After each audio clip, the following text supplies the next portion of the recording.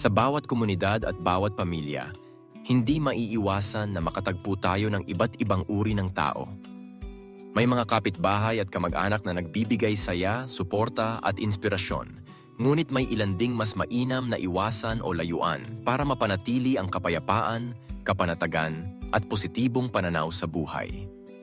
Sa pagkakataong ito, tatalakayin natin ang 3 uri ng kapitbahay na dapat iwasan at 3 uri ng kamag-anak na dapat layuan. Hindi upang husgahan, kundi upang magabayan tayo kung paano mapanatili ang masayang pamumuhay at maiwasan ang mga negatibong impluensya. Unahin natin ang mga uri ng kapitbahay na dapat iwasan. Sa unang tingin, mukhang simpleng usapin lamang ang pakikisama sa mga taong malapit sa iyong tahanan. Ngunit malaki ang nagiging epekto nila sa ating araw-araw na buhay, kapayapaan ng isip at maging sa kaligtasan ng ating pamilya. Ang unang uri ng kapitbahay na dapat iwasan ay ang tinatawag na marites o tsismosa.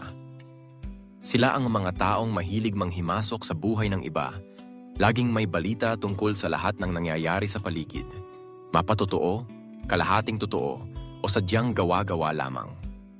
Ang ganitong uri ng kapitbahay ay malapit sa gulo, lalo't mahilig silang magpalaganap ng hindi kumpirmadong impormasyon na maaaring makasira ng reputasyon ng iba. Sa simula, maaaring nakakatawa o nakakatuwa ang kanilang kwento, ngunit kalaunan, kapag ikaw na mismo ang naging paksa ng usap-usapan, mapapaisip ka kung gaano sila kadelikado sa katahimikan ng iyong buhay.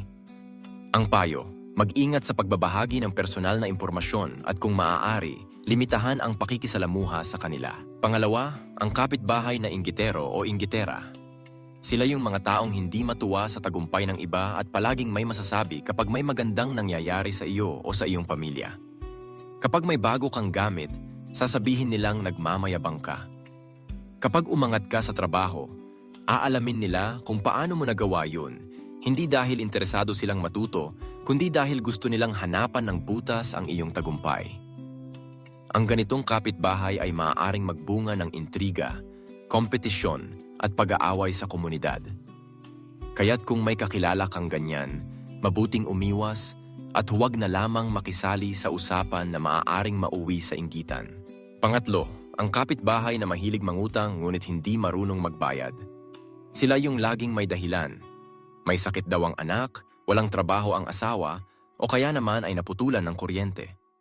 Sa una, mahirap tanggihan dahil nakakaawa ang kanilang kwento. Ngunit kapag nasanay kang pautangin sila ng pautangin at hindi na nila binabayaran, magkakaroon ka ng problema. Maari kang mawalan ng tiwala at masira ang samahan ninyo bilang magkapitbahay. Nariyan pa ang posibilidad na ikaw pa ang pag-usapan at siraan kapag pinaalala mo ang utang.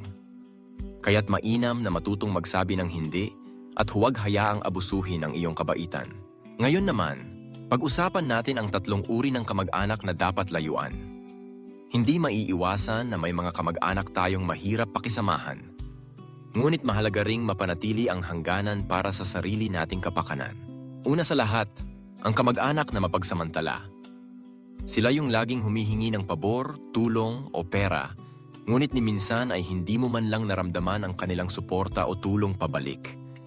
Tuwing may okasyon, sila ang unang nag-aabang ng ayuda o regalo, ngunit kapag ikaw na ang nangangailangan, bigla silang nawawala o nagkakaila. Mainam na maging maawain, ngunit kapag paulit-ulit nang inaabuso ang iyong kabaitan, panahon na upang magtakda ng hangganan. Matutong magsabi ng hindi at huwag hayaan na ikaw lamang ang palaging nagbibigay. Ikalawa, ang kamag-anak na mahilig manghila pababa. Sila yung mga tipo ng tao na imbis na iangat ka, mas pinipili kang hilahin sa antas nila. Kapag may naabot kang tagumpay, sila ang unang magpapalaganap ng negatibong komento. Swerte lang yan, nagbago ka na, o kaya naman ay, hindi mo naman deserve yan. Minsan sila pa ang nagkakalat ng tsismis na hindi mo alam kung saan galing. Ang ganitong kamag-anak ay lason sa iyong pag-unlad. Imbes na suportahan ka, pinipigilan ka nilang sumulong at pinapadama kang hindi ka karapat-dapat sa kung anong meron ka. Ang pinakamainam, limitahan ang pakikisalamuha at kung maaari, umiwas sa pakikinig sa kanilang mga sinasabi. Ikatlo, ang kamag-anak na walang ibang alam kundi mangsira ng pamilya. Sila yung palaging may dalang intriga, laging naghahanap ng butas sa ibang miyembro ng pamilya, at madalas nagpapasimula ng alitan. Maaaring sila ang nagdadala ng maling balita, nagpapalaki ng maliit na issue, o sadyang mahilig lang mag-udyok ng away. Sa bawat pagtitipon, sila ang dahilan kung bakit may hindi pagkakaunawaan, at madalas ay nahahati pa ang pamilya dahil sa kanila. Ang ganitong uri ng kamag-anak ay dapat layuan, sapagkat hindi nila kayang magdala ng kapayapaan at pagkakaisa. Mag-ingat sa pagtitiwala at kung maari, umiwas sa pagtalakay ng sensitibong usapin kapag sila ay nasa paligid. Sa huli, ang pag-iwas o paglayo sa mga negatibong kapitbahay at kamag-anak ay hindi nangangahulugang masama kang tao. Sa halip, ito ay paraan ng pagprotekta sa iyong sarili, pamilya, at kapayapaan ng isip. Hindi mo kontrolado ang ugali ng ibang tao, ngunit may kapangyarihan ka upang piliin kung sino ang papapasukin sa iyong buhay at kung sino ang dapat mong limitahan ang pakikisalamuha. Sa bawat araw na lumilipas, mahalagang piliin natin ang mga taong nagbibigay ng suporta, inspirasyon, at positibong impluensya sa ating paligid. Huwag hayaang ang inggit, tsismis, o pang-aabuso ay maging sagabal sa iyong personal na pag-unlad. Kung kinakailangan, matutong magsabi ng hindi at hayaan mong ang iyong buhay ay mapuno ng kapayapaan, pagmamahal at tunay na pagkakaibigan sa kapitbahay man o sa kamag-anak. Ang tunay na kasiyahan sa buhay ay hindi nasusukat sa dami ng taong kilala mo, kundi sa kalidad at lalim ng iyong samahan sa mga taong tunay na nagmamahal at sumusuporta sa iyo. Tandaan, mas mainam ang kaunting kaibigan o kaanak na totoo kaysa marami ngunit puno ng inggit, tsismis at paninira. Maging mapanuri, maging matalino, at higit sa lahat, pahalagahan ang iyong sarili at ang iyong kapayapaan.